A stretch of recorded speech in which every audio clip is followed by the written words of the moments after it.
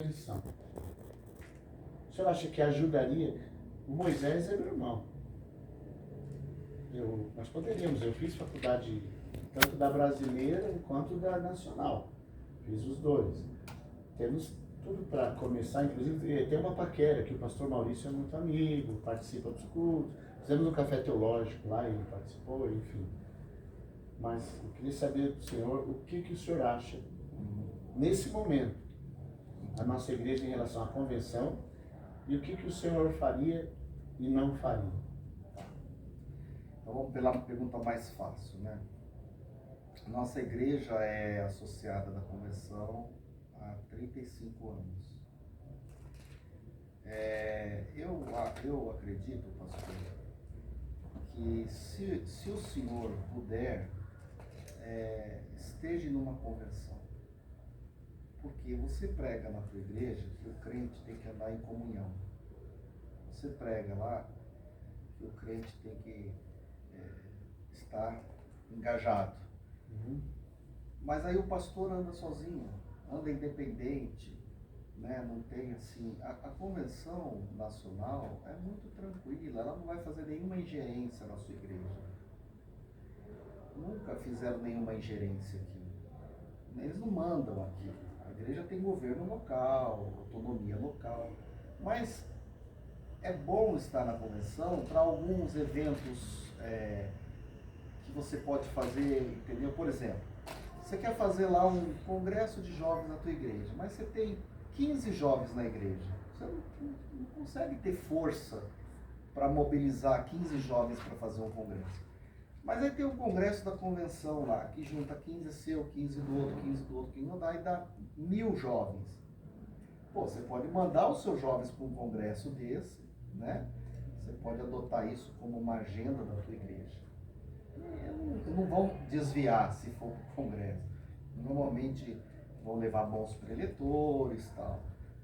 Então, a mesma coisa, a reunião das mulheres lá, Confeban. Você quer fazer uma reunião de mulheres na igreja? Ah, mas eu tenho 30 mulheres aqui. A bem da verdade, pastor, quando você tem pouca gente, você não consegue fazer coisas assim com mais relevância e tal, porque não dá, né? O cara quer fazer um ministério de adolescentes na igreja, tem 3 adolescentes, ele vai passar muita dificuldade. Agora, quando ele começa a ter 100 adolescentes na igreja, aí é diferente. Aí ele vai fazer uma coisa já, qualquer culto que ele faça com os adolescentes, ele tem pelo menos 80 ali presente. Então, na minha opinião, o pastor, por exemplo, não perde fazendo parte de uma convenção. Eles não vão fazer nenhuma ingerência lá, ninguém vai chegar lá e tomar a sua igreja, né? A não ser que você pise na bola, você tenha um comportamento assim errado. Por exemplo, essas igrejas que os pastores acabam cometendo deslizes na área moral, eles não prestam conta para ninguém. Então o que acontece? Ele mesmo se autodisciplina e continua na igreja. Numa convenção não vai funcionar assim. A convenção pode fazer uma ingerência na sua igreja se você tiver uma conduta que não esteja regrada no caráter cristão. Então o pastor está envolvido com escândalo, com adultério, com roubo, com qualquer outra coisa. Um membro da tua igreja pode ligar lá na convenção e falar: olha, o nosso pastor aqui foi visto no motel saindo com uma moça. Vamos instalar uma sindicância, vamos averiguar. Averigou, confirmou, é verdadeiro? Disciplina no pastor. Então eu acho que a igreja fica mais protegida. Entendeu? Então aqui, por exemplo, a convenção nunca recebeu uma denúncia minha, nunca ninguém foi lá reclamar. Mas por quê? Porque a gente tem uma vida correta, a gente faz as coisas corretas. Então, o fato de você não ter uma convenção, e principalmente, pastor, um cara do meu tamanho,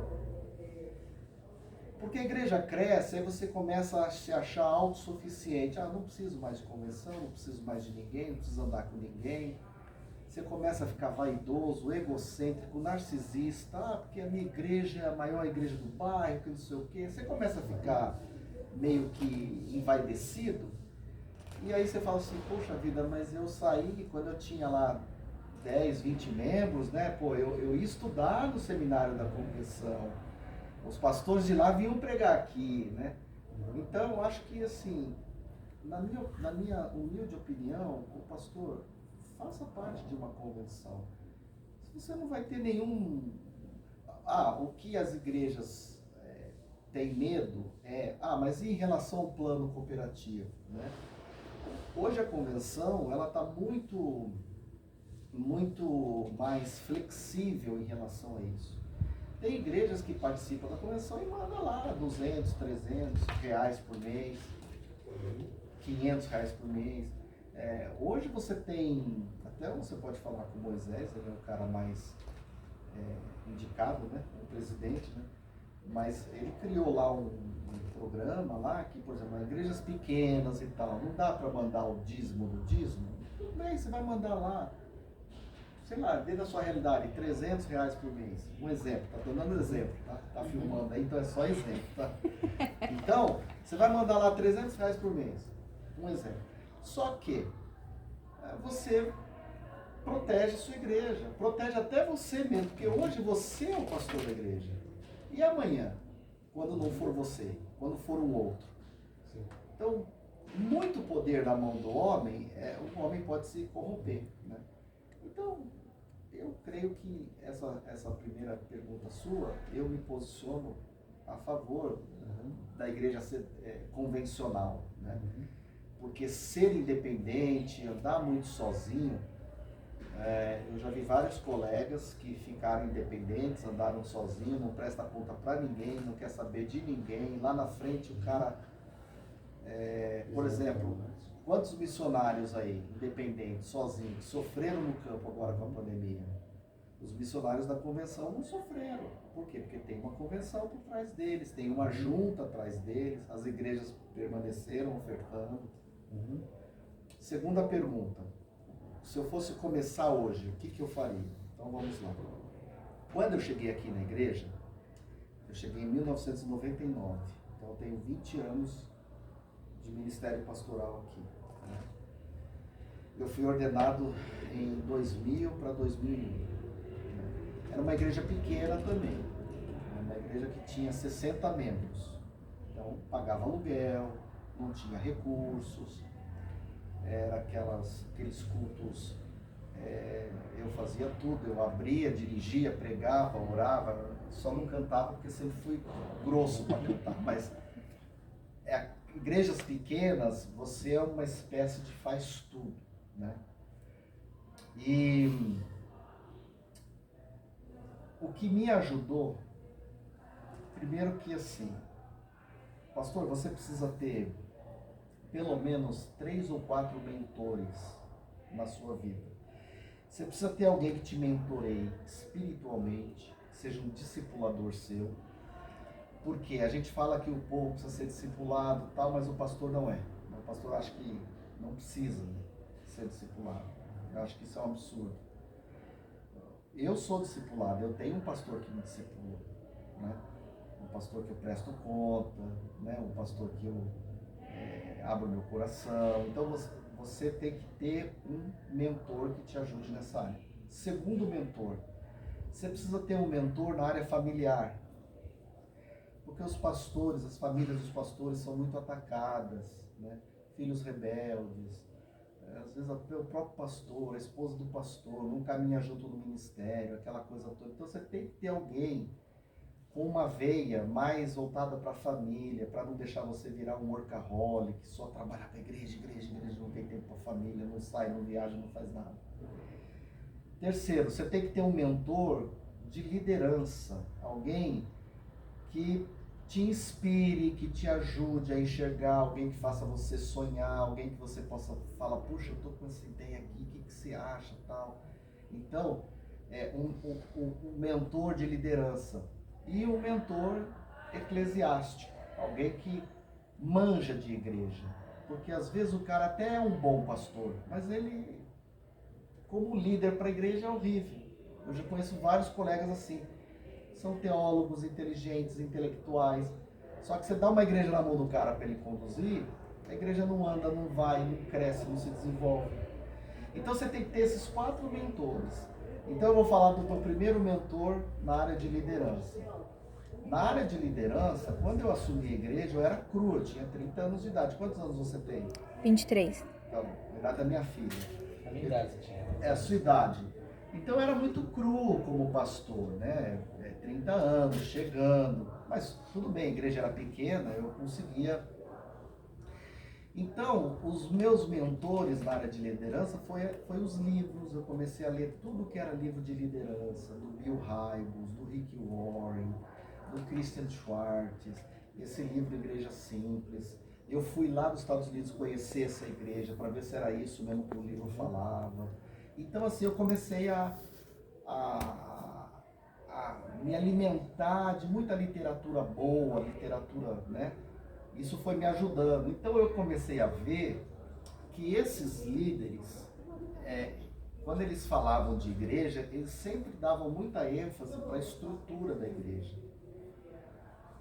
Uma igreja bem estruturada, uma igreja com cultos dinâmicos, liturgia que não fosse cansativa, carregada, porque tem igreja que você vai e você cansa, liturgia pesada, 3 horas lá, cara, ninguém tem mais tempo para ficar 3 horas num banco, numa igreja. Os cultos na América é 1 hora, é 1h15, a pandemia tá aí que não deixa mentir. Você vai fazer uma transmissão de um culto seu 3 horas, só você acredita que o cara fica lá 3 horas assistindo. Ele não fica. A 1 hora já é difícil. Não, você pode assistir um melhor filme de Hollywood com 1h45, você está pedindo pro filme terminar, que você já não está aguentando mais, né? Aí o cara acha que o culto da igreja dele, né?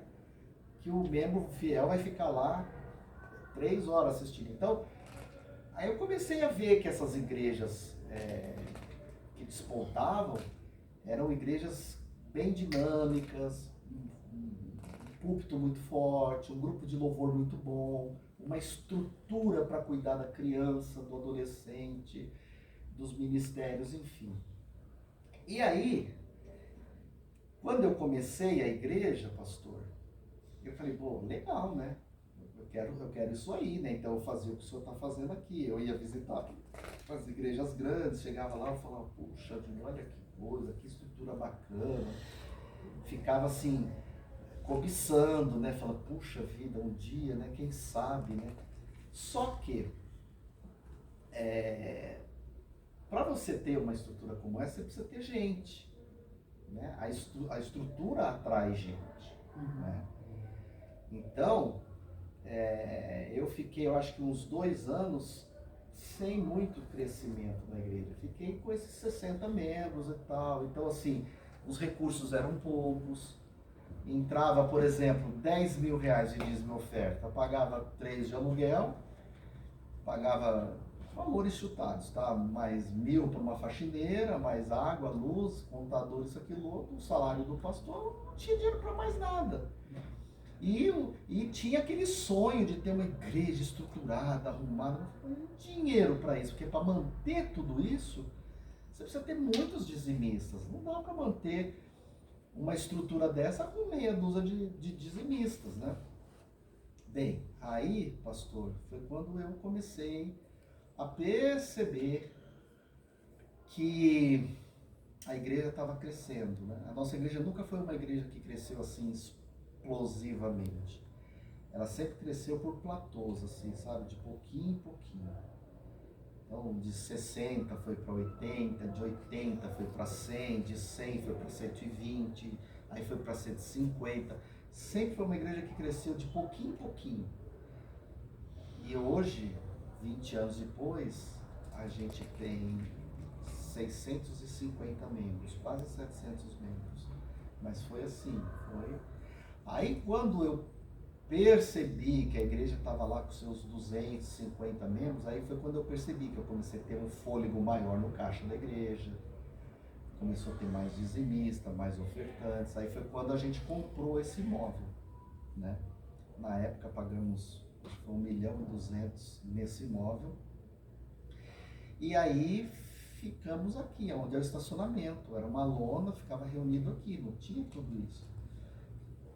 Foi quando a gente fez o projeto, aí contratei um arquiteto, olha, Aí, como eu já tinha ido viajar, conhecido muitas igrejas, aí, então eu tinha muita ideia na cabeça, né? E sentei com o arquiteto e falei, ó, quero uma igreja assim, no formato arena, teatro, para ficar perto das pessoas. Não quero aquela igreja linguiçona, que o púlpito está aqui. Eu podia fazer o púlpito aqui e fazer tudo assim, né? Só que o último cara lá nem enxerga meu rosto. Nesse formato, eu estou perto das pessoas. Então, eu fui passando tudo isso para o arquiteto, olha, eu quero salas, eu quero lá embaixo, administração, e foi pá. Aí foi quando a gente começou a fazer, levantar, e foram 5, 6 anos de construção, né? Então hoje o que acontece? Eu não mudaria nada do que eu comecei a fazer. Por quê? Porque primeiro você tem que ter um sonho, né? Você tem que ter um sonho. O meu sonho era esse, era ter uma igreja bem estruturada aqui na minha região, né? Aí, junto com o sonho, vem assim, modelos. A gente precisa ir atrás de modelos, né? Então eu começava a ver, o que esses caras que estão no topo da crista, o que eles estão fazendo de legal? Aí ia lá, ia no culto de um deles, fui para os Estados Unidos várias vezes, conheci todas essas igrejas grandes que você possa imaginar. Fui em igreja de 60 mil membros nos Estados Unidos. Olha só, hein? 60 mil membros, mas eu tinha 60, 70. A distância era muito. Mas é aquilo, a gente pega um Ctrl+C, um Ctrl+V menor, né? Então, copia e cola na nossa realidade, né? Então, muitas dessas coisas a gente copiou lá. Eu fui ver, pô, isso aqui é legal. Aí a gente trazia. Bem, arrumamos a estrutura da igreja. Segundo pilar, vamos arrumar agora os ministérios. Quais são os ministérios da igreja relevantes que precisa ter? Então, por exemplo,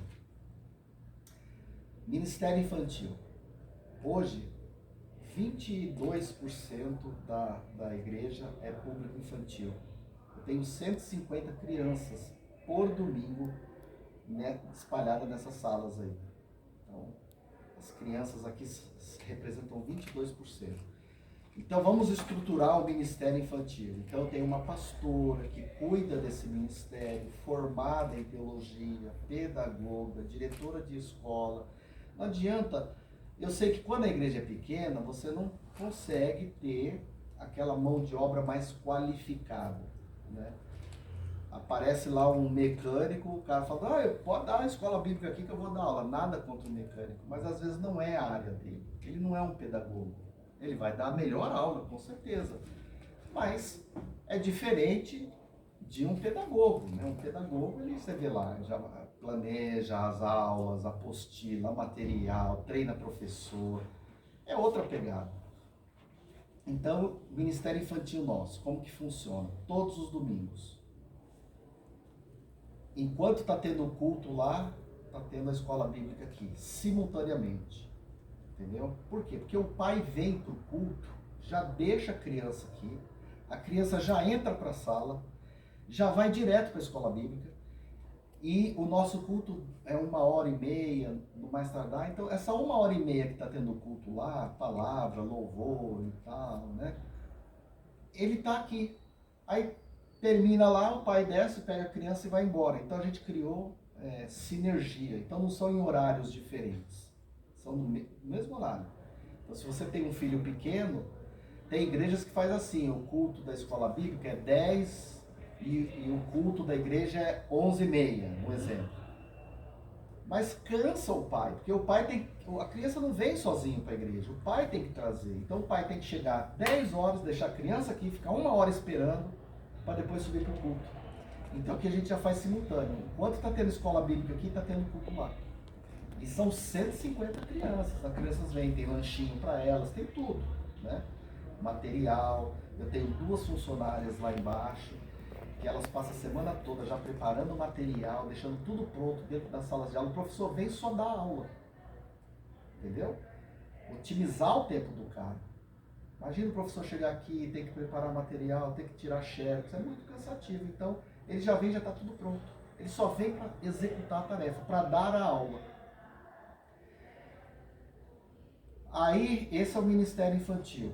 Aí veio vou por idade, aí veio o Ministério de Adolescentes, a mesma coisa. Eu tenho um líder que cuida só dos adolescentes. Então eles têm 2, 3 atividades aqui na igreja, também nos domingos, né? E uma vez por mês, um sábado, que chama de Radical Team, que é o culto que eles fazem, voltado para a galera deles e tal, né?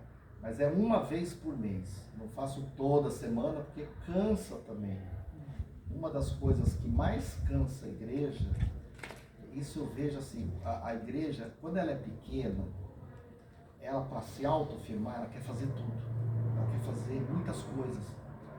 E aí você fica com uma membresia cansada na igreja, voluntários cansados na igreja, pastor cansado na igreja, gente sobrecarregada. Então, as igrejas grandes, elas não fazem isso. A Igreja Batista do Morumbi tem 6, 7 mil membros, tem um culto no domingo só. Entendeu? Então, o pastor às vezes quer fazer culto com adolescente todo sábado na igreja. Não rola. Desgasta quem está lá na frente, porque para fazer um culto acontecer, você tem que ter o cara que liga a mesa de som, o cara que abre a igreja, o cara que fica na portaria, o grupo que vai cantar. Às vezes, por exemplo, um culto meu de domingo aqui, eu tenho 60, 70 voluntários trabalhando. Na iluminação, na portaria, no estacionamento, na recepção. Você tem muita gente. Então não dá para ficar fazendo culto toda hora. Então a gente optou por fazer um culto na semana, mas esse um culto é o culto, é o nosso melhor. A gente vai concentrar tudo ali. Então, é a melhor banda que toca. Hoje tem escala, porque eu tenho 5, 6 bandas na igreja, então não sobrecarrega, né? Então, o adolescente é a mesma coisa. Então, eles têm uma atividade chamada Clube da Bíblia, eles fazem gincanas com Bíblia. Aí seria depois, assim, se vocês quiserem entrar especificamente no público, aí passa por contato, fala com o meu líder de adolescente, que aí ele explica melhor o modus operandi, né? Eu só vou na estratégia, né? Porque eu não consigo mais entrar lá no operacional, senão eu não pastoreio a igreja, né? Aí a gente vai para o público jovem, mesma coisa, é uma atividade por mês, é um culto por mês para eles, chamada Viva Galera, né? Então eles fazem o culto deles, na pegada deles, na maneira deles e tal. Eu nem compareço nesse culto. Deixa eles à vontade, deixa eles tocar, não precisa ficar eu lá todo olhando, vigiando o que eles estão fazendo, não. Quanto menos ingerência minha, melhor, né? Aí veio o público adulto. Vamos falar do adulto casais. Aí vamos estruturar o Ministério de Casais, mesma coisa. Ministério de Casais. Então a gente faz um encontro de casais anual, entendeu?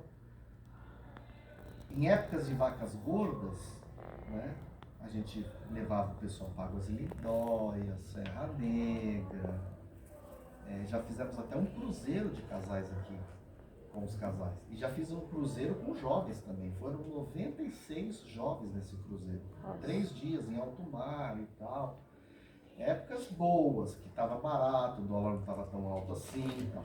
Hoje está muito caro, então hoje a gente se adaptou. Então, meu último encontro de casais, há 2 anos atrás, antes da pandemia, fizemos num hotel aqui mesmo em São Paulo.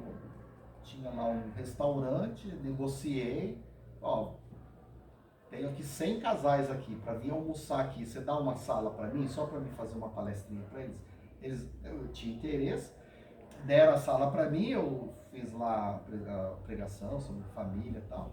E nós jantamos nesse hotel, então ficou tipo assim, R$120 por casal.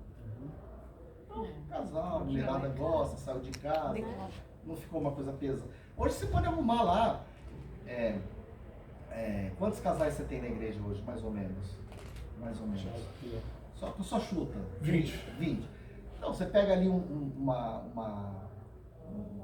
um hotelzinho, ou um restaurante próximo, seja arrumadinho, bonitinho, né? Não precisa ser lá em Santo André, pode ser na grande capital. Às vezes você tem restaurante lá que a 40 pessoas lota. Você chega pro cara e fala, você não quer fechar para mim uma noite? Eu vou vir aqui com 40 casais da igreja, né? E aí você faz ali mesmo, no ambiente descontraído e tal, quer dizer, fica mais barato. Quem que não vai num jantar de casais, por exemplo, a R$ 100? Todo mundo vai, né? Até mais o pobrezinho da igreja vai, né? Paga em 2 vezes e vai. Agora, vamos levar o cara para um congresso em Serra Negra, em Águas Lindóia, um congresso de casais. Aí já é 500, 600, 800 reais, aí já pesa. 1.000 Aí e você- pouco. É? O último que nós fomos pra Serra Negra foi 1.000 e pouco, né? 1.100. Então aí já. Então você tem que buscar alternativas para viabilizar o ministério, entendeu? Então uma vez por ano eu faço esse congresso. Uma vez por ano eu faço um simpósio, eu chamo Simpósio da Família. Então é um culto no domingo voltado para a família, entendeu? A gente usa criatividade, por exemplo. Teve um simpósio da família que eu peguei lá, tirei bateria, tirei tudo lá da frente, montei um divã. O tema do simpósio era Uma Família no Divã. Então eu montei um divã, montei como se fosse uma clínica psicológica, sabe assim, ficou muito bonitinho assim, as irmãs aí cuidam da decoração, né? Pôs uma mesinha de centro, um abajuzinho e tal, chamei um pastor que é psicólogo, psicanalista, e chamei o meu pastor que cuida de casal, falei, eu quero que você entreviste o psicólogo. Quais são os problemas que os casais levam para ele no divã, né? Então, montamos um divã. E aí é o seguinte, o pastor, aí tudo que o psicólogo respondia era o problema das pessoas que estão na igreja, né? Aqueles problemas, né? Então ficou muito legal isso daí. Então, é uma coisa diferente. Não tem custo de nada para fazer isso. Simpósio da Família, é o nome que nós usamos. Conferência da Família, você pode usar Congresso da Família, o nome é o de menos, né? Então, assim nós vamos estruturando os ministérios. Então, por exemplo, Ministério de Terceira Idade, aqui chama 55 mais. As pessoas têm 55 anos mais de vida. Mesma coisa, uma vez por mês eles se reúnem aqui, até nessa sala mesmo, aí eles têm aqui, eles já são público mais idoso, então eles gostam de comer, então cada um traz um prato de uma coisa, uma torta, um refri, uma coisinha, então aí eu tenho uma líder que cuida e ministra na vida deles, eles fazem um social, entendeu? Então a gente vai assim, estruturando os ministérios para atingir todos os públicos-alvos. Ninguém pode ficar sem... Ninguém pode dizer assim, eu fui naquela igreja e não tinha um ministério para mim, sabe?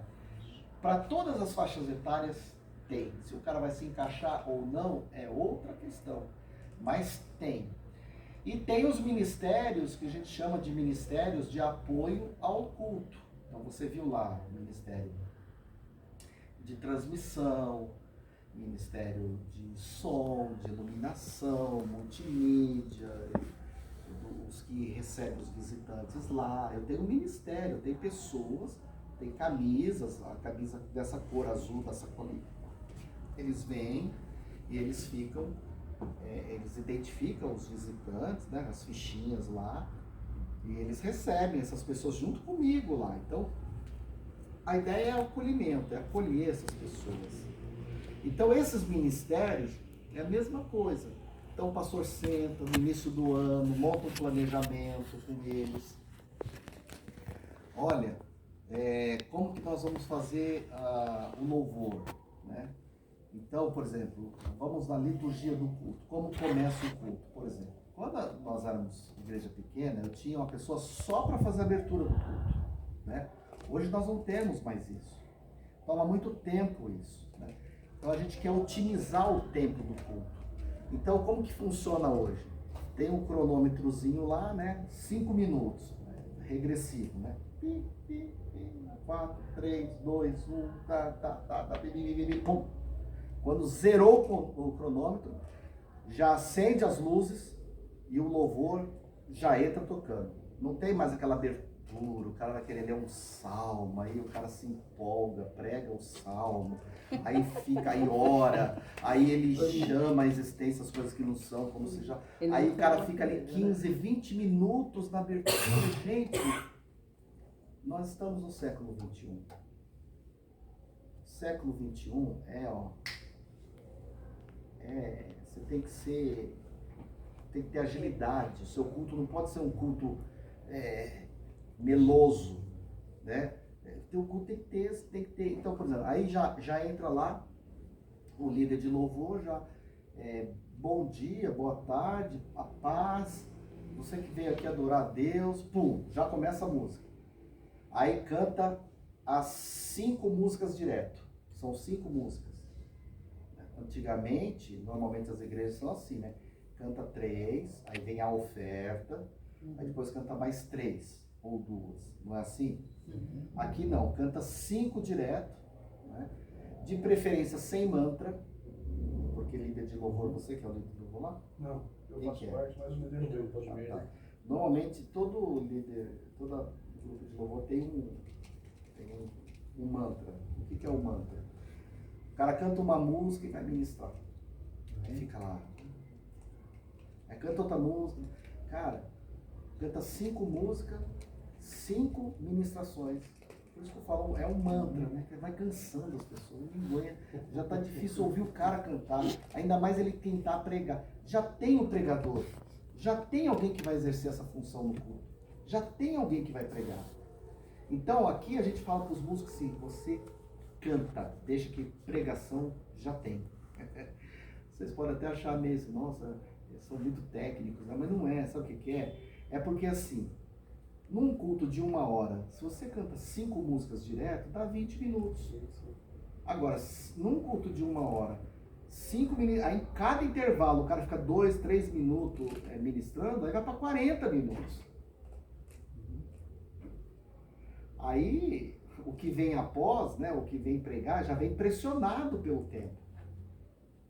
Porque a gente não quer que o culto seja carregado, pesado, cansativo. A gente quer um culto que flua. Então, cantou 5 músicas e tal. Na última canção, aí ele faz uma oração e tal. Aí sobe o pastor que vai falar sobre os avisos. Aí esses avisos, ele vai falar assim, então, ele já faz, você que veio aqui na igreja, né? E estamos felizes com a sua visita. No final do culto, você pode ir para o espaço do visitante. A igreja quer te entregar uma lembrancinha, que é essa daí que está com você. O pastor dá aquela, né? E agora nós vamos ouvir os avisos da igreja. Aí, pum, põe o boletim da igreja. 5 minutinhos, 3 minutinhos, 4 minutinhos. Que aí eu tenho uma agência que trabalha para a gente, então eles pegam. E, por exemplo, eu quero dar um aviso sobre um acampamento de jovens. Então, vem aqui o jovem, o cara filma aí, fala aí, como que é, como vai ser, onde que é, o valor e tal. Coisa de 30 segundos e pum, joga no vídeo. Só o vídeo, né? Só o vídeo, não tem... Às vezes a gente dá um reforço quando a gente tem interesse naquele aviso.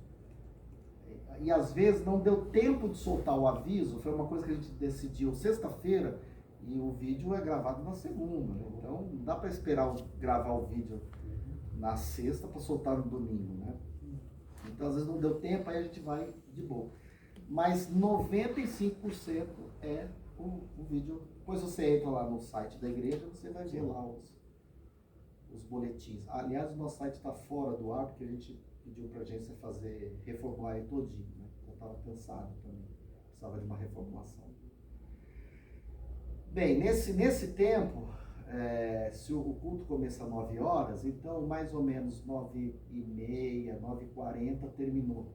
Aí entra a palavra. Aí eu vou pregar mais 40 minutos. 45, 30 minutos. Não prego mais do que isso. Quando eu comecei, pregava 2 horas. Não sei como que o povo não aguentava me ouvir tudo isso. Né?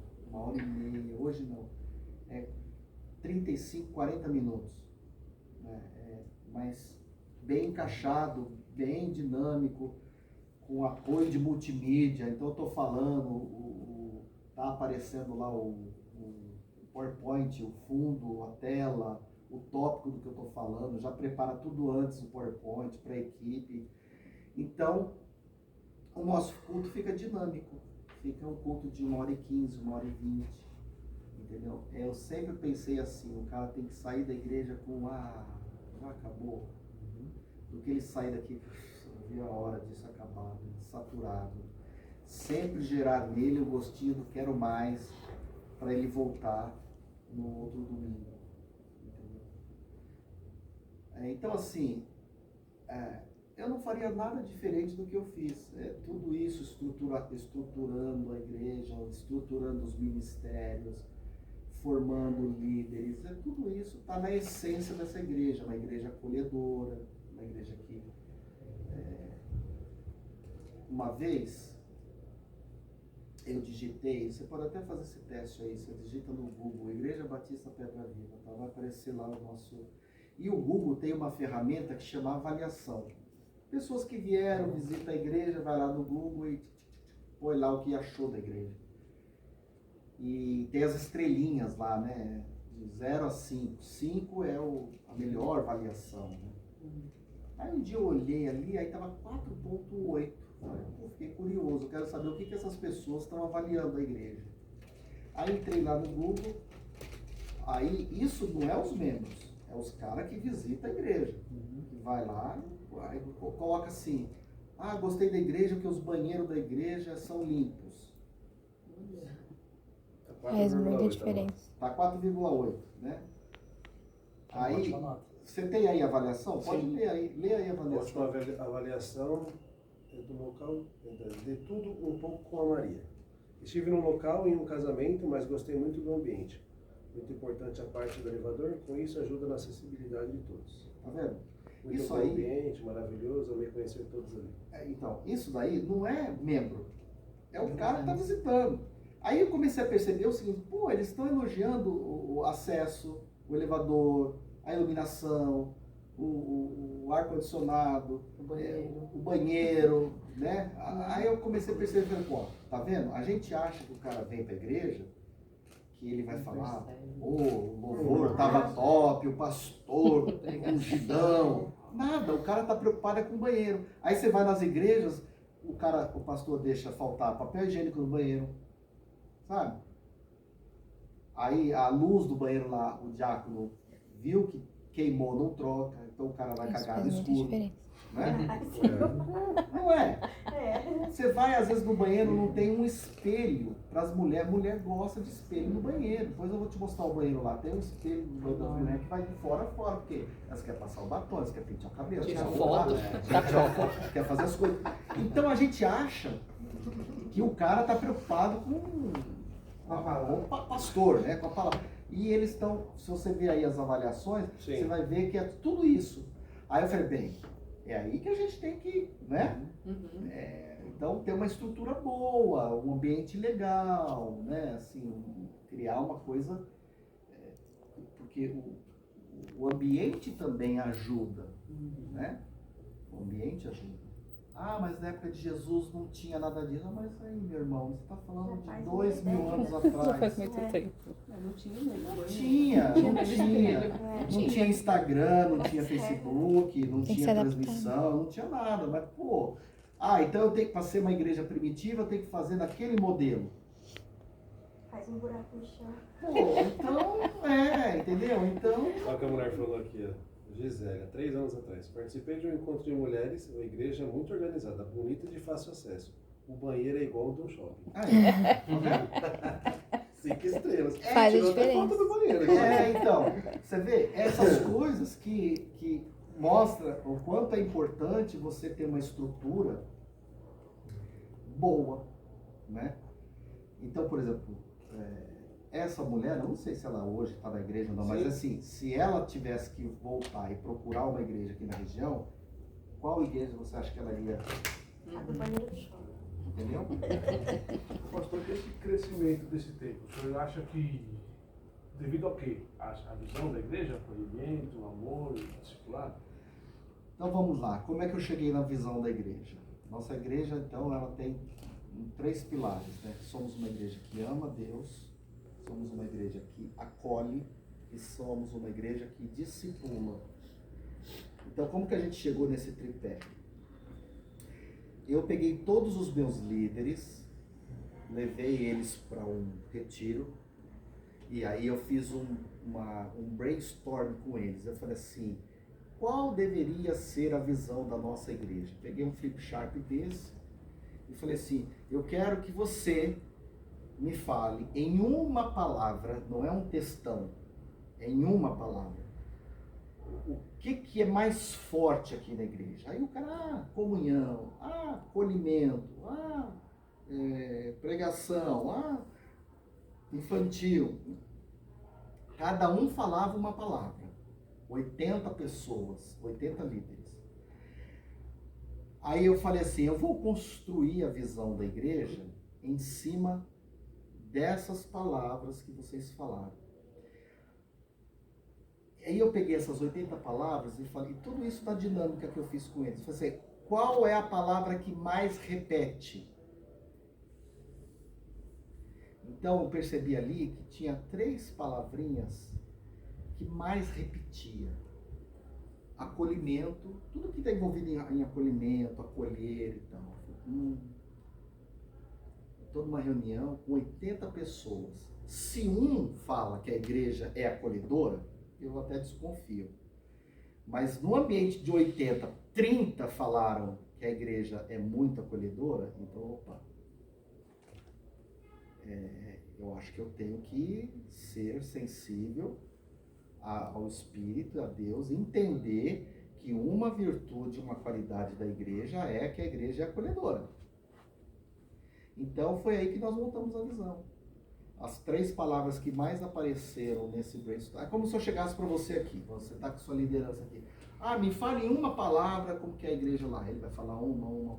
Mas se você faz isso no universo aqui, vai, com todos os seus líderes, e vê que a palavra milagres é a que mais aparece em todos, não, então peraí. Nós somos uma igreja de milagres. Nós vivemos o sobrenatural de Deus. Entendeu?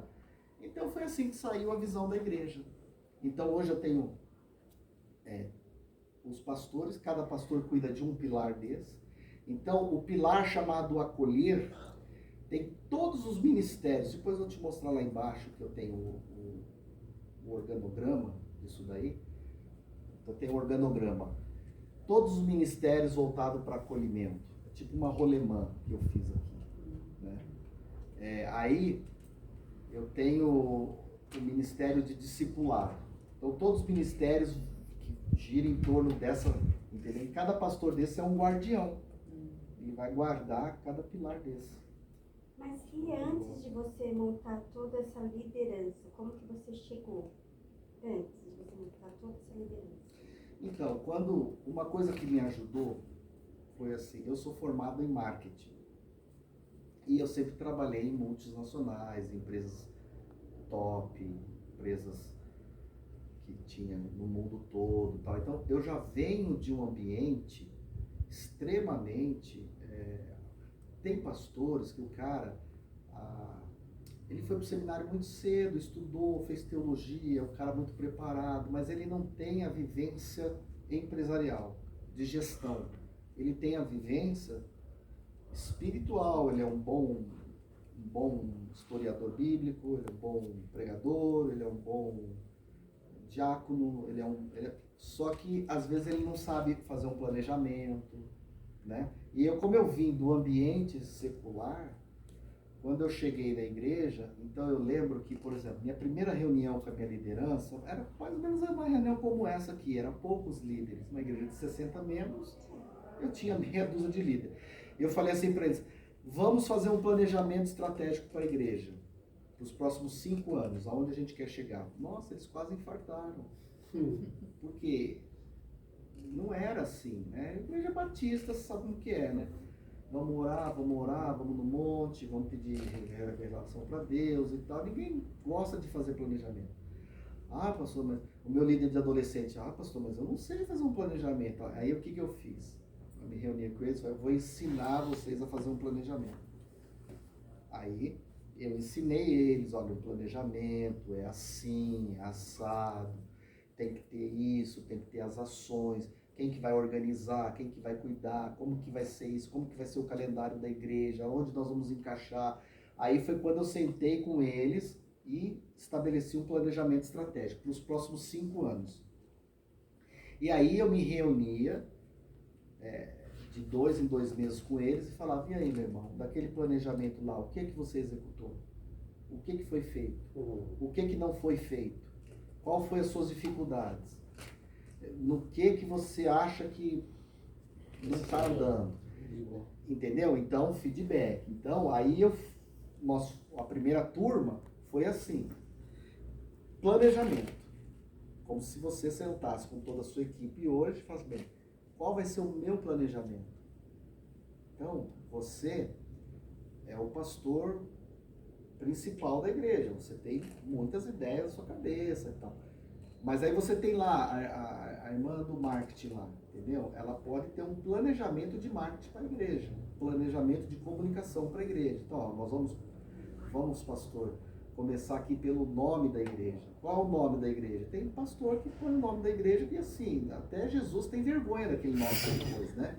Aqueles nomes horríveis, nomes feios, Cara, tem que criar marca. Hillsong é uma marca. Lagoinha é uma marca. Sabe? Então, o cara põe lá Igreja Batista Cristã Getsêmani do Calvário de Jesus Cristo. Nossa. Pô, tem igrejas que já começam na comunicação, já falha. Já falha. Tem que ser Cara, fácil. Aí vai fazer um logotipo, uma vez um pastor mandou um logotipo da igreja dele para mim, pediu para eu fazer uma análise, né? Aí eu falei, tudo bem, manda aí, pastor, vai lá. Aí o logotipo da igreja dele era uma Bíblia aberta, esse era um logotipo, uma Bíblia aberta, tinha um arco-íris em volta da igreja, tinha uma cruz e uma pomba trazendo alguma coisa. Nossa. Quer dizer, e tinha um nome cabeludo. Eu entendo aqueles simbolismos. O arco-íris é a aliança com Deus, a pomba é o Espírito Santo, a Bíblia aberta é a palavra pregação, a cruz é Jesus. Nós entendemos tudo isso. Agora, o visitante entende isso? Então, quando eu fui fazer o planejamento da igreja, eu sento com cada livro, vamos fazer um planejamento. Agora, cara, não é um planejamento para confundir as pessoas, tem que ser coisa rápida, ágil, né, e tal. Aí, fiz o planejamento estratégico. Aí, dentro desse planejamento estratégico, entrou o departamento de marketing. Como implantar o departamento de marketing da igreja? Sendo que as pessoas sempre olham o marketing como uma coisa diabólica, pejorativa, negativa. Essa igreja é muito marqueteira, investe muito em marketing. As pessoas tinham essa mentalidade, né? Mas como eu era formado em marketing, eu tinha... porque o marketing é uma ferramenta, como a contabilidade como a informática é. Eu posso usar para o bem, como posso usar para o mal.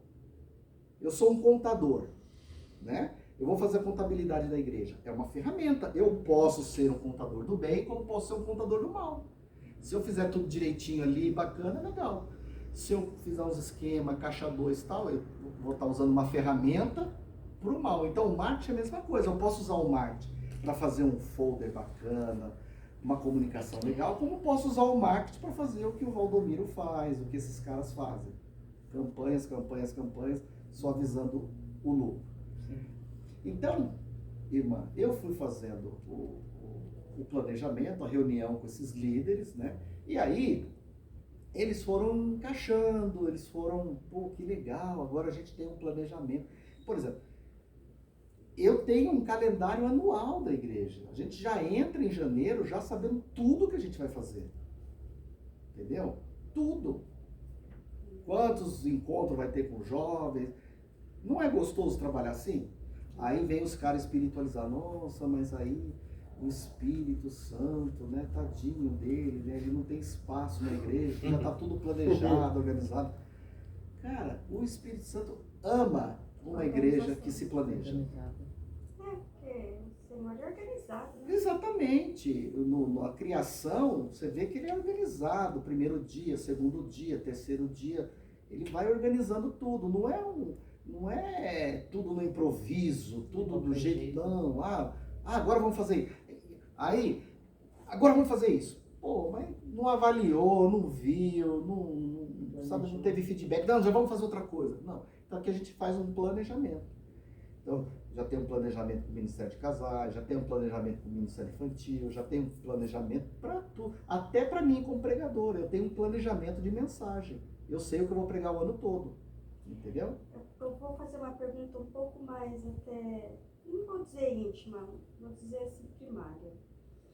Quando você começou a igreja com pessoas mais maduras espiritualmente falando, ou com pessoas que você foi convertendo elas aqui? E qual que foi a sua atitude como pastor e até onde é o limite do pastor e o limite da ovelha? Eu tive os dois públicos. Quando eu assumi a igreja, o pastor, que era o pastor aqui, ele já estava fazendo 70 anos. Então ele já queria se jubilar, né? Já não tinha saúde e tal. E eu trabalhava e fazia teologia, né? A teologia era hobby para mim. Aí um dia ele chegou e me convidou para ser o pastor da igreja. Eu falei, poxa, isso é uma mudança radical na minha vida, tá? Mas tudo bem, aceito o desafio. Quando eu assumi a igreja, tinha um público maduro, tinha uma equipe boa. Eu só potencializei o que tinha.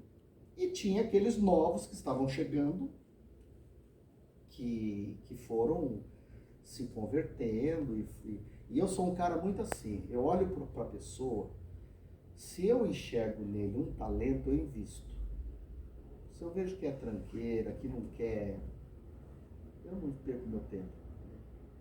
Tempo muito precioso para ficar investindo em quem não... Então, eu comecei a perceber o seguinte, por exemplo, eu tinha na igreja um irmão que ele tinha MBA em finanças, por exemplo. Pô, esse cara tem que ser o tesoureiro da igreja. Não faz sentido o vendedor de Coca-Cola lá ser o meu tesoureiro. O cara não tem formação na área. Aí, eu tenho um cara aqui na igreja que tem uma agência de publicidade. Pô, esse cara tem que ser o meu ministério de comunicação na igreja. Vou deixar a comunicação com quem? Um cara que fez engenharia química? Não é a área dele. Então, uma coisa que, assim, lógico que no início eu não tinha essas ferramentas, mas vai aparecendo, Deus vai mandando.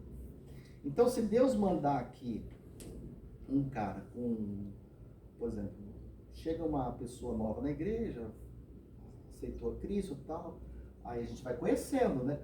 Ah, o que você faz? Pô, eu sou assistente social.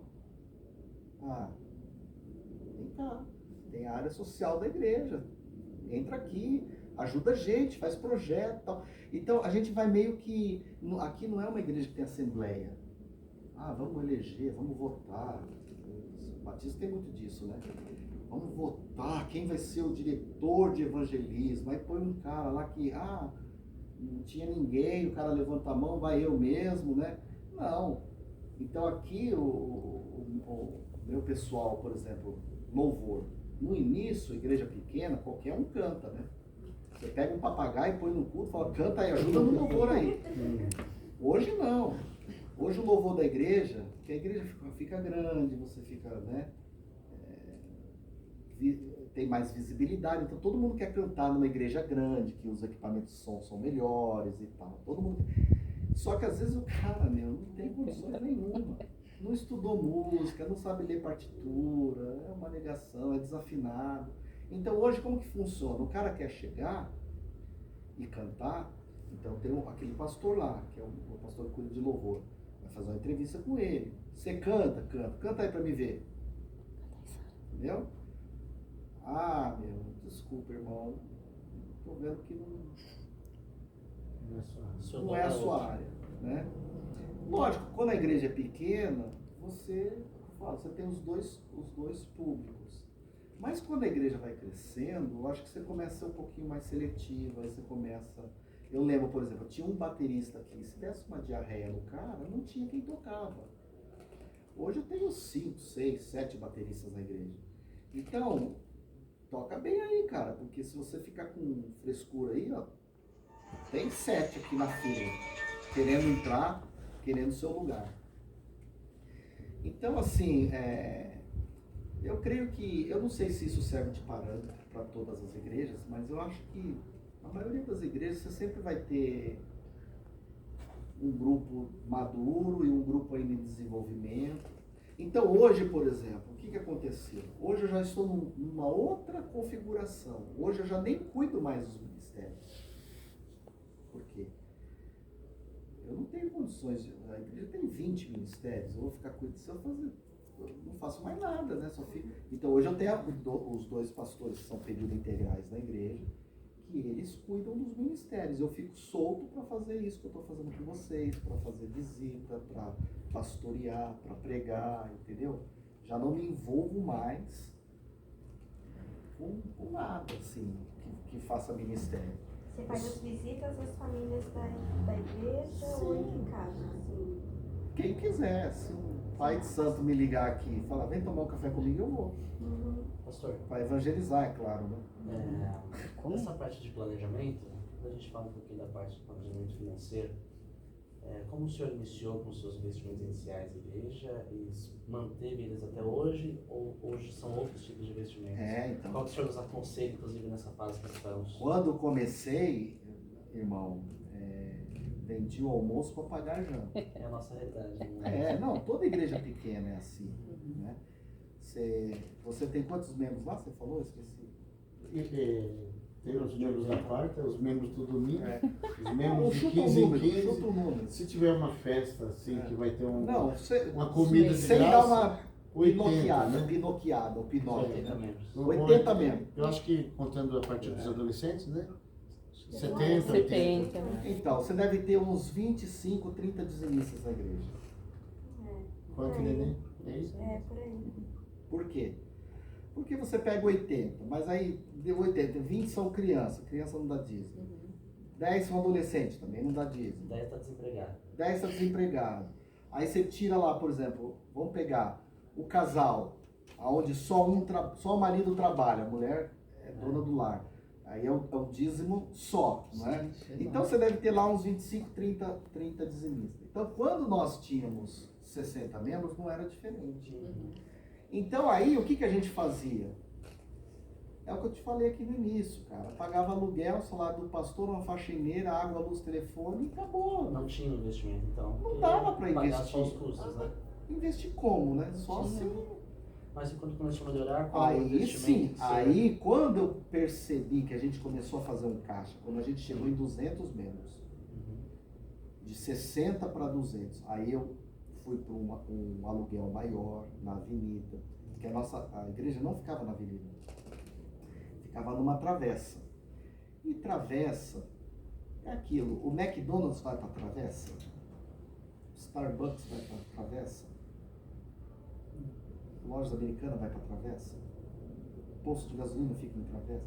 Não, cara, os caras querem avenida, onde tem transeunte, onde passa gente, onde é fácil ônibus, onde é fácil, entendeu?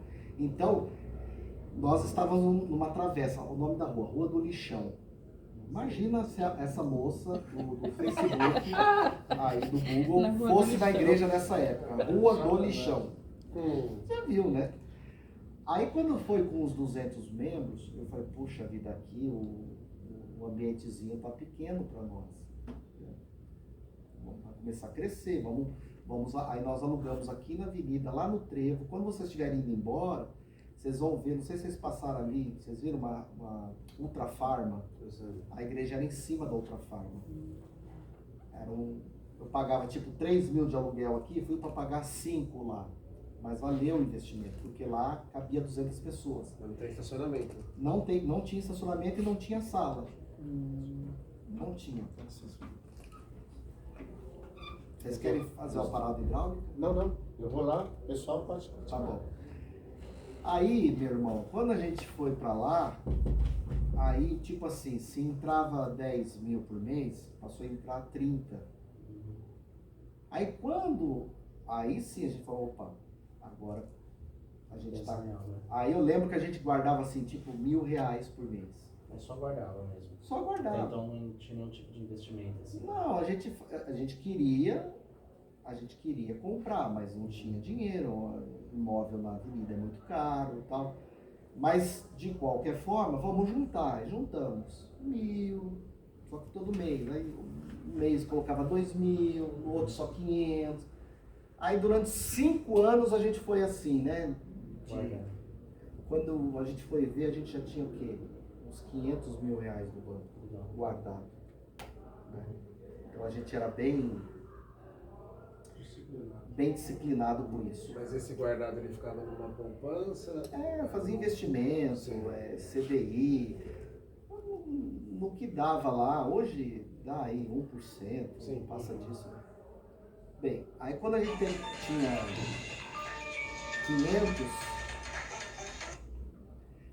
tinha 500 mil, aí foi quando a gente falou, poxa, vamos tentar comprar um imóvel. Esse aqui era 1.260.000. Aí eu falei, vamos fazer uma proposta pro cara, né? Ele aceitou a proposta, a gente deu acho que foi 560 na época, e o resto a gente financiou com o banco. Né? Financiamos com o banco, acho que foi 600 mil reais financiados, 700, agora não lembro. Em 30 anos, aí o que eu fazia? A parcela era 6 mil reais do financiamento. E o aluguel era 5. Aí eu cheguei para a igreja e falei assim, bem, vamos entrar no imóvel do jeito que está. Então, aonde vocês viram que é o estacionamento aqui, era um galpão, tinha uma lona, a gente não tinha sala de escola bíblica, não tinha nada. A gente entrou, era um imóvel. Isso aqui era uma oficina mecânica de gás, GNV, o pessoal que faz transformação. Sim. Então era rústico.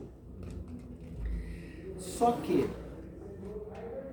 o fato de eu vir para cá e pagar 6 na parcela e eu sair do aluguel 5, então praticamente Pagava 2 por mês. você entendeu? Nós fizemos um baita negócio.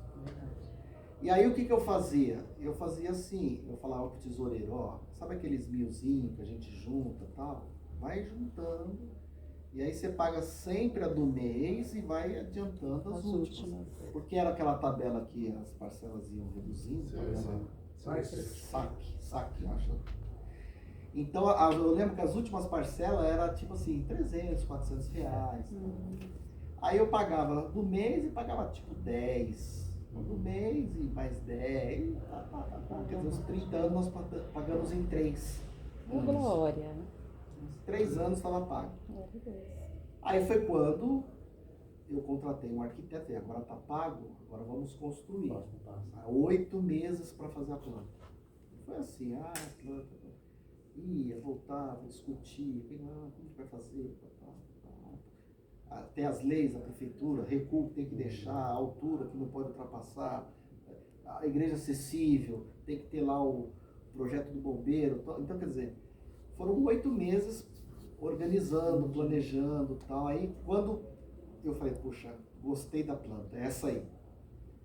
Agora, vamos começar a construir. Aí, a primeira coisa que eu fiz foi a maquete. Fiz a maquete, levei no altar, falei, irmãos, ó, isso aqui é o projeto da igreja. Foi feito por um arquiteto, não foi puxadinha, não foi coisa. É um arquiteto que fez isso aqui. Para fazer isso aqui acontecer, era tipo 3 milhões de reais que nós gastamos no prédio. Não vamos conseguir fazer do dia para a noite. Só que aí a igreja já não estava com 200 pessoas. Já estava com umas 400, então já tinha mais recursos, entendeu? Então, aí quando a gente começou a construir, a gente foi fazendo andar por andar. Quando o primeiro andar ficou pronto lá, ficou os banheiros e tal, e aonde é o estacionamento aqui era onde funcionava os cultos. Aí depois, 2 anos, o primeiro andar, as salas, depois mais 2 anos, aí o andar de cima e tal. Arquibancada lá a gente fez ano passado. Aí a igreja deu um salto. Porque é assim, né? Todo mundo, crente é uma bênção, né? O cara, ele não quer ir numa igrejinha, ele quer ir numa igreja boa, estruturada, ajudar a fazer, ele não quer, mas se tiver pronto ele poder chegar, ótimo. Né? Então, aí começou a vir bastante gente, começou a vir. Aí antes da pandemia, a gente estava com quase 700 membros. Mas aí após a pandemia, nós perdemos aí uns 13%. Gente que não voltou mais, né? Então, não sei se você respondeu, mas assim, o que vocês precisam fazer, pastor, talvez um planejamento para a igreja. Olha, aonde a gente quer chegar? Né? Pé no chão, sem aquele planejamento megalomaníaco. Tem um pastor aí, lá de Itaquera, que ele falou assim, não, quando eu tiver que comprar um terreno, eu já quero comprar um terreno para 10 mil pessoas. Tal. Cara, quem é que pode hoje comprar um terreno para fazer uma igreja para 10 mil pessoas? É muito dinheiro. É 15 milhões o terreno. Olha, 15 milhões, Deus te abençoe, meu filho, porque, né? Não, é que a gente quer também. Não, tem que ser, na hora de fazer um planejamento, tem que fazer um planejamento pé no chão, cara. Estruturado, né? Pé no chão. Pastor, vocês trabalham com investimento em carta de consórcio também? Não. Você acha que é legal isso? Eu conheço algumas igrejas grandes que Sim, investem, eu nunca quis. depois troca a carta de crédito. Eu nunca quis porque, assim, esses consórcios de imóveis têm umas taxas altíssimas. Você junta lá, 10% taxa de isenção, 2% taxa de seguro. Não sei que você seja contemplado, né? Mas aí, cara, junta lá, dá 18%. Meu, 18% em cima de 1 milhão é 180 mil. Então, eu fazia o seguinte, eu era o meu consórcio. Falo, não, nós vamos abrir uma poupança, joga o dinheiro aí, deixa aí. Quando tudo tem que ter um começo. Então hoje, se lá na igreja de vocês, um exemplo, você é o tesoureiro? Não. Só ajuda, mas Somos, né? Então, você é tesoureiro. Digamos que entre lá, sei lá, 20 mil reais por mês, tá?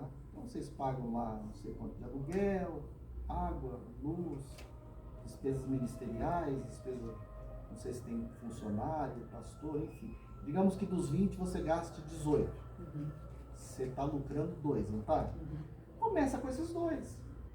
Sobrou 2 mil esse mês. Antes que alguém venha lá, eu preciso de dinheiro para fazer a cantina, para fazer isso. Põe esse dinheiro lá. No outro mês, sobrou mais 2? Beleza. No outro mês, sobrou 1.000. Põe 1.000. No outro mês não sobrou nada, não põe nada. Aí você começa um ano, se você juntar hoje 2 mil, 3 mil reais por mês, você tem que sempre ver o custo ano. No ano é quanto? Tem que pensar no longo prazo. No ano é 30, 36, em 10 anos já são 360, 500 mil. E aí aparece lá um imóvel, aparece um terreno, aparece uma proposta boa, se o cara lá quer 700 mil no terreno, você já tem 300, 400, você chega pro cara e fala, eu tenho 400 aqui no Cacau e vamos negociar esses 300 aí, a igreja vai te pagar aí parcelado. Sei lá como vai fazer aqui, a gente faz assim.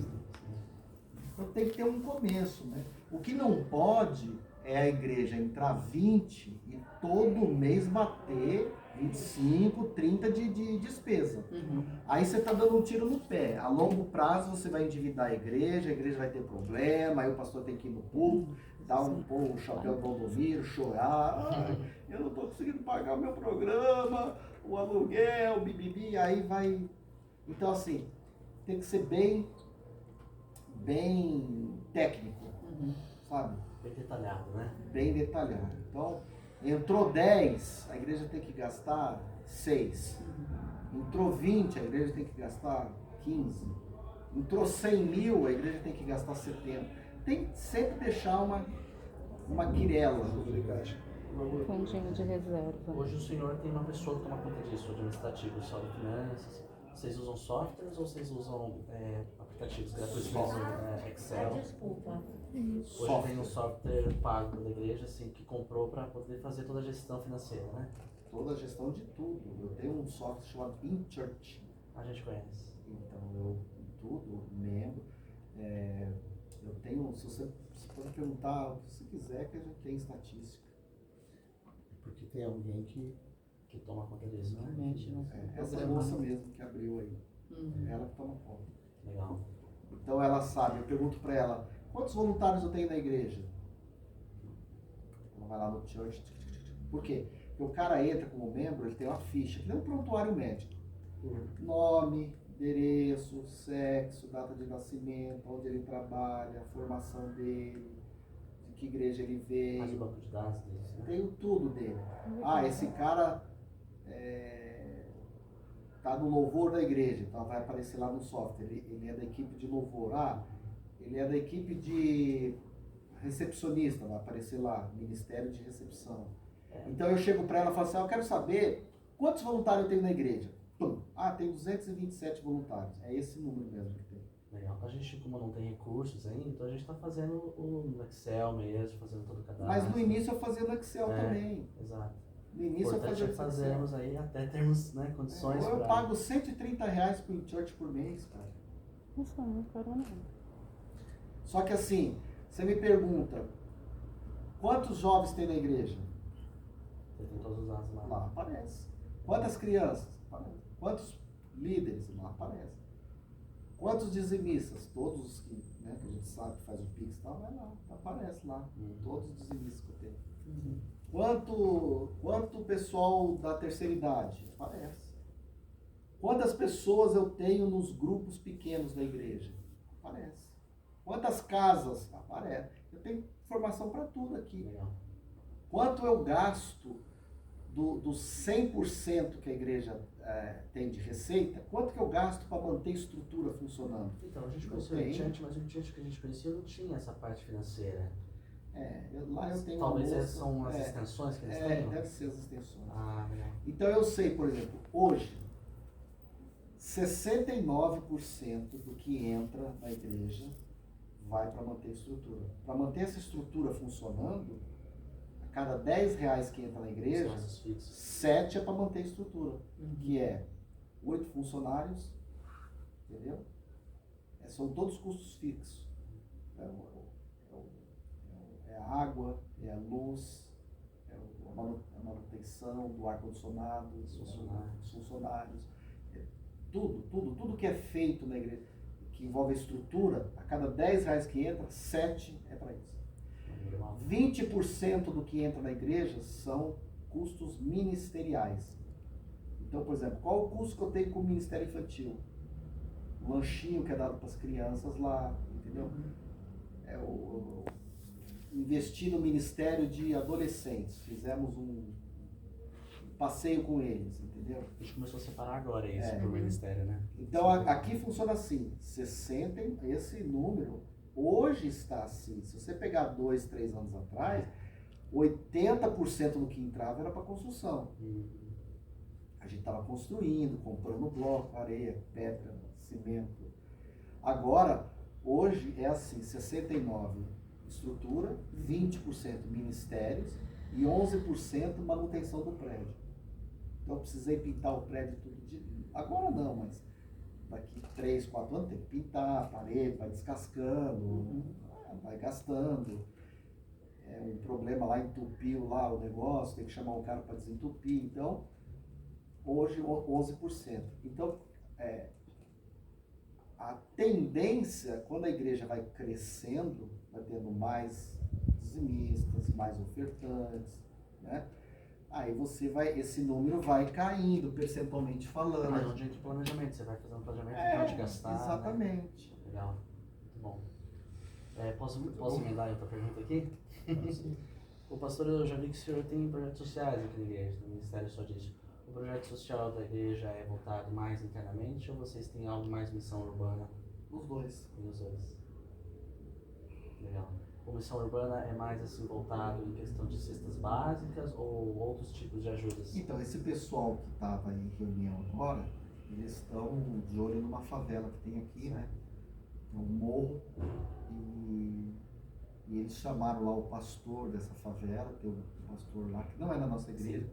para saber fazer levantamento, necessidade, o que eles precisam, que eles querem ver da onde que a igreja pode ajudar eles, entendeu?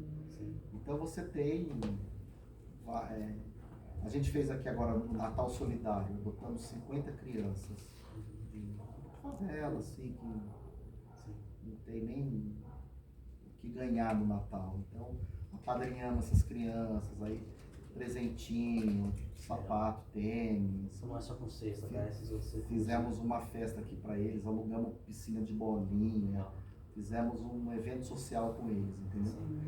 Então, agora eu quero abrir uma ONG, né? Nós vamos abrir uma ONG, que aí através da ONG eu consigo obter recursos, né?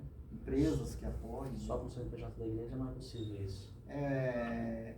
As empresas não ajudam Eles olham com outros olhos, né? Quando é ONG, parece que quer mais ajudar, na né? ONG. Entendi. Aí a ideia, a sede da ONG ser aqui mesmo. Faz um estatuto, cria uma diretoria aqui, Tem CNPJ diferente. CNPJ diferente. Mas pode mudar de endereço, pastor? Ter Pode. CNPJs? Pode. Interessante. E dessa parte interna, posso perguntar? Dessa parte interna eu vi também que vocês têm as aulas de música ali, né? Aqui é mais voltado para instrumentos de banda ou vocês têm projetos de orquestra também?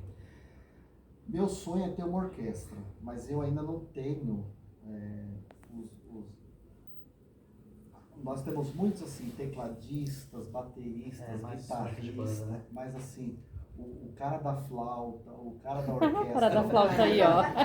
Esses caras é mais difícil, né? O trompetista, o saxofonista, Os instrumentos de o cara lá do violino, essas coisas. Eu não tenho ainda aqui. Agora, é o que eu falo. Se chega um cara aqui, eu sei tocar violino. Chega um outro, eu sei tocar flauta. Chega o outro, eu sei tocar... Pronto.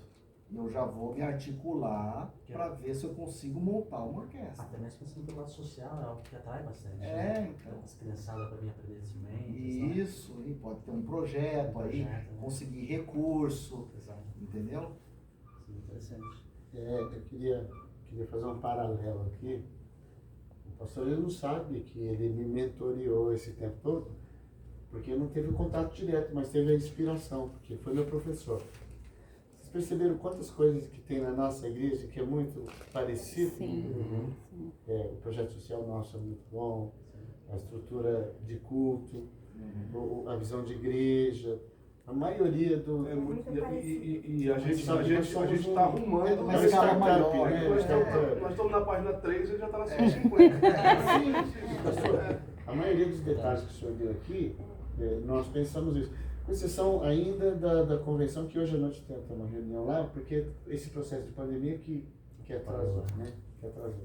Mas a maioria dos projetos da igreja nós temos, e é muito parecido, só que Numa escala menor. numa escala menor. Então, foi uma inspiração. Aí eu busquei só o nome, né? Que o nosso é Conexão, Crescimento e Serviço. E eu não fiz aquele encontro com os líderes. Então, ontem nós tivemos uma reunião em relação ao logo, né? Em relação ao projeto do marketing. Como é o nome da igreja lá? Igreja Batista Projeto para a Família Então já vamos arrancar esse nome. Sim, mas isso daí está no CNPJ. Mas é Projeto Família. Mas pode fazer uma razão social. Por um CNPJ, você pode deixar. Mas cria uma marca fantasia, um nome fantasia. Nós pensamos em É que a gente quer criar a sigla. Que não criar uma tem ainda. sigla. Então, mas Fizemos olha, ontem a pior coisa que você pode falar para um marqueteiro é sigla, legenda, essas coisas. Porque assim, A Sarinha é já o que viu. acontece na convenção. Às vezes eu já até briguei lá com o pessoal de comunicação. Porque assim, seminário. Qual é a sigla do seminário? ENTJPHIJ. Não, FABC. Gente, Muito grande. sabe? E você não sabe o que é a sigla? FABC é uma coisa, agora a marca Mackenzie é diferente. Sabe?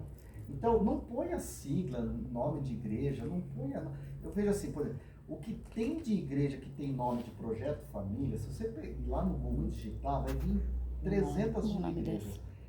cria um nome de fantasia, um nome que seja assim, seja uma marca da igreja. No CNPJ pode ter lá, mas eu não vou falar aqui o nome, não sei, não conheço lá, mas faça um brainstorming com a igreja.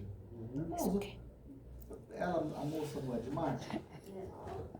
Pensa no brainstorm, que nome que poderia assim Identidade. Lembrar a nossa igreja, sintetizar a nossa igreja. Essa é a identidade da igreja Essa é a também, identidade né? da igreja. Aí, de preferência, ó, um nome pequeno. Uhum. Aí desenvolve um logo bonitinho e tal. Aí toda a comunicação, você já Renova percebeu lá, ó. Olha a nossa comunicação ali, ó. Você olha aquele negócio Sim. em cima do... Isso. Por exemplo, tá vendo a cor dele? É a cor que está em todos Sim. os ambientes. É a paleta de cores, né? Você tá entendendo? É uma bola, né? Por que é a bola? Porque o nosso logo é uma bola. Viu lá uma bola? Sim. Pau, É, tá eu vendo? vi. Até nos vídeos. Então, em tudo, olha lá. Tá vendo? Então, assim, cria uma comunicação clean, fácil, que as pessoas passem e não fique ali projeto. Não, alguma coisa que o cara passe na rua e o cara vê Lagoinha. Ele passa na rua e vê, sabe? Lembra. Nós fizemos Associa. um orçamento ontem e a pessoa queria que eu contasse toda a história da nossa igreja Para ele desenvolver. para ele desenvolver. Ontem nós fizemos o orçamento porque estamos no processo e vamos. O pastor vai lá na igreja. Já estou fazendo um convite aqui e aí o pastor vai ver que muita coisa tem assim, tá indo e vai mudar, e o pastor vai ficar à vontade para fazer essas observações para a gente. Né? Já pensa num nome, porque assim, a comunicação é muito importante. É muito importante. Fundamental. Você criar uma identidade visual, sabe? Uma cor legal, um logo legal, um nome legal. Pô, a gente faz aqui, esse logo aqui, ele tem até adesivo de carro. A gente criou para o cara pôr, né, nos carros. Aí você começa a entender. Agora, deixa eu falar uma coisa. A comunicação aqui da igreja é um profissional que põe a mão. É uma agência, não é um voluntário. No caso dela, seria uma voluntária. Ela poderia ajudar como? Fazer um planejamento de comunicação. Então vamos pensar aqui, né? Vamos tentar passar o briefing. Tal. Agora, a arte para ser feita, eu acho que, não sei, talvez você não tenha condições. Né? Aí tem que ser um profissional, um publicitário, um designer que vai fazer a arte. Você viu as nossas artes lá, né? Você olha que não é um voluntário que faz. Aí tem um custo. Mas, na minha opinião, vale a pena pagar. Por quê? Porque todo mundo que vem aqui elogia as artes da igreja. Quando a gente solta no WhatsApp, todas essas artes, tudo é feito no WhatsApp, né? A gente não fica mais perdendo tempo com banner, essas coisas. É tudo, porque hoje o WhatsApp viraliza, põe no Instagram. O mural da igreja hoje chama-se Instagram. O Instagram é o mural da igreja. Ali que você põe as suas publicações. Então a gente tem uma agência para fazer isso. Quando a igreja era pequena, não tinha os recursos para pagar uma agência de publicidade. Não dava para fazer. Aí fazia com voluntário. Voluntário é uma bênção, né? Aí fazia, nada era... A identidade visual da igreja era uma melancia, você não sabia. Um vinha, a pessoa queria divulgar o ministério, ia lá, fazia um negócio no Word, né? Aí o outro... Isso era horrível. Aí quando a igreja chegou ali, eu acho que com uns 300, 400 membros, eu falei, não, agora não dá para fazer com voluntário mais não, agora vamos profissionalizar. Aí nós pagamos hoje com uma agência, só que eu não tenho dor de cabeça nenhuma.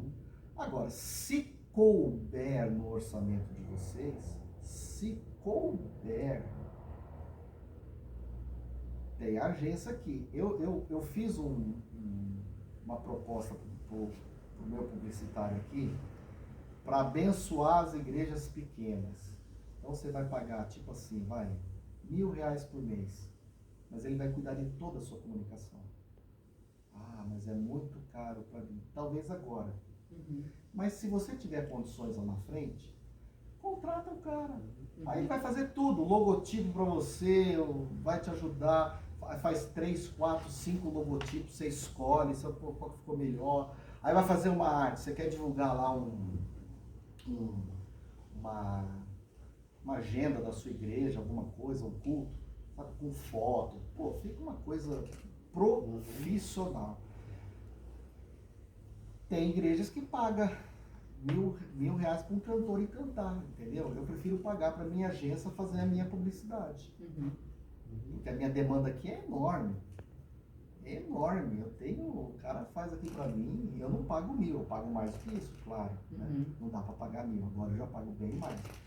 Mas, meu amigo, o que a gente produz aqui de comunicação não está no gibi. Eu vi que no Instagram de vocês, no início tem muitas fotos do dia a dia dos eventos, que acaba um evento tendo 40 fotos, assim. Só que agora não tem mais isso. Agora focou. O evento que vai ter domingo, 4, 5 fotos só do que aconteceu e nada mais. E também existiam muitos vídeos frontais, o vídeo do próprio pastor falando algumas coisas, não tem mais isso. Isso é uma estratégia da... Nós estamos negociando, né? Nós estamos contratando um videomaker para a igreja, que é um cara, inclusive esse cara é daqui da igreja, eu só estou esperando, eu já fiz a proposta para ele está agora orando para ver se Deus é isso mesmo, né? E eu falei para ele orar mesmo, falei, ora, se Deus falar que se prepara, que eu quero tudo agora fazer vídeo. Então, vamos divulgar a ceia. Então faz aqueles vídeos de 30 segundos, sabe? Eu falando, olha, você, domingo é a nossa ceia, tal, entendeu? Põe uma legendinha, aí festa nas redes sociais. Então, vai fazer aqui uma vigília, entendeu? Aí faz um videozinho de... Tudo eu quero divulgar agora por vídeo. Então, usa aquele tráfego pago também para espalhar na redondeza ou não? Oi? Pagar o Funcionamento. Sim, claro. Pagar o Waze, quando o cara digitar lá Igreja Batista, Avenida Senhora Sabará, já vai aparecer o logo no Waze. Então nós vamos ir para essa área. Só que eu tenho que ter um profissional que vai fazer isso, entendeu?